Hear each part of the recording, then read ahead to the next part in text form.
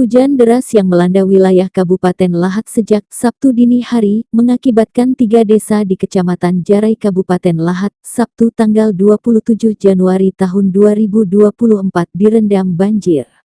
Sejumlah desa yang terendam banjir ialah Desa Pamasalak Ulak Bandung, Pelajaran, Nanti Giri di Kecamatan Jarai dan Desa Pulau, Desa Stupe, Desa Selepok, Desa Sukerte di Kecamatan Pajar Bulan. Desa-desa tersebut merupakan desa terbilang rawan banjir karena berdekatan dengan Sungai Ayek Luntang Lahat. Hujan deras yang mengguyur Kabupaten Lahat kurang lebih 8 jam dengan cepat merendam desa di Kecamatan Jarai dan Pajar Bulan. Personel Polsek Jarai dan warga mengatur dan menyelamatkan barang berharga yang ada di dalam rumah.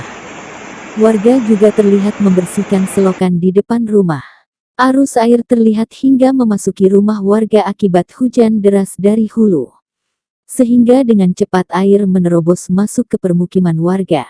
Belum diketahui berapa rumah warga yang direndam banjir. Namun dapat dipastikan ketinggian air yang merendam rumah warga mencapai pinggang orang.